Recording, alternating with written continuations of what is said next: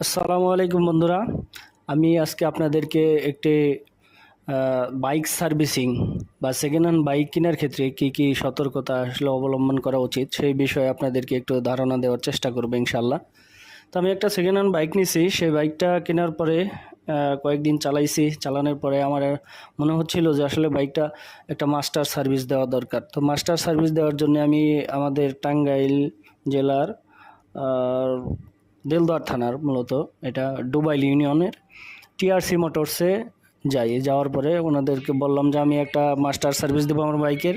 তো ওনারা master service দেওয়ার জন্য বাইকটা আমার পুরোপুরি একদম খোলার পরে তো কি কি লাগবে সেই বিষয়টা আমাকে তারা অবগত করে যে এই বিষয়গুলো চেঞ্জ করতে হবে।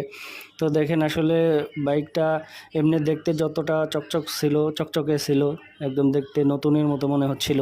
কিন্তু সেকেন্ড হ্যান্ড বাইক কেনার চাইতে আসলে বাজার থেকে অল্প টাকা দিয়ে কিছু বাস কিনে নিয়ে যাওয়া অনেকটা ভালো। এই কথাটা কেন বললাম একটু পরেই আপনারা বুঝতে পারবেন। এই বাইকের আমি যে নিয়ে আসছি বেশি দিন চালাইনি, চালানোর অল্প কিছুদিন হয়েছে। তো যে ভাইয়ের কাছ থেকে নিয়েছিলাম সেই ভাই কাছ থেকে নেওয়ার সময় আমি অবশ্য চালাই দেখে নিয়েছিলাম, কিন্তু আসলে তো ওইভাবে বোঝা যায় না, আমি তো মিস্ত্রিও না যে আমি আসলে দেখে বুঝতে পারবো। আর এমনিতেও তেমন কোনো সমস্যা আমার মনে হচ্ছিল না। তো দেখুন আসলে এই যে সার্ভিসিং করার জন্য নিয়ে আসছি, এখানে নিয়ে আসার পরে আমার এই বাইকটার রিং পিস্টন চেঞ্জ করতে হয়েছে, intact bulb exhaust bulb change করতে হয়েছে, রিং পিস্টনের আপনার অয়েল সেল যাই হোক। এরপরে আমার সামনে টেলিস্কোপিক সাসপেনশনের যে অয়েল সেল আছে দুইটা অয়েল। এরপরে ইঞ্জিন গ্যাসকেট আর কি মূলত। এরপরে চেন স্পকেট, তো অনেক কিছুই, ক্লাস কেবল চেঞ্জ করছি।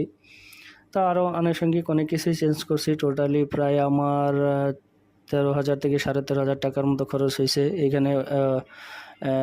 একটা কথা বলে রাখি, ওনারা আমার কাছে শুধু মিস্ত্রি বিলটা চাইছিল অনেক টাকায়। যাই হোক আমি কিছু কাটছিট করে দিছি একটু নেভিগেশন করে। উম, তো আপনারা, যাই হোক আমার কথায় ভুল হতে পারে, আপনারা কিছু মনে করবেন না, আমি আসলে অত স্মার্টলি কথা বলতে পারি না।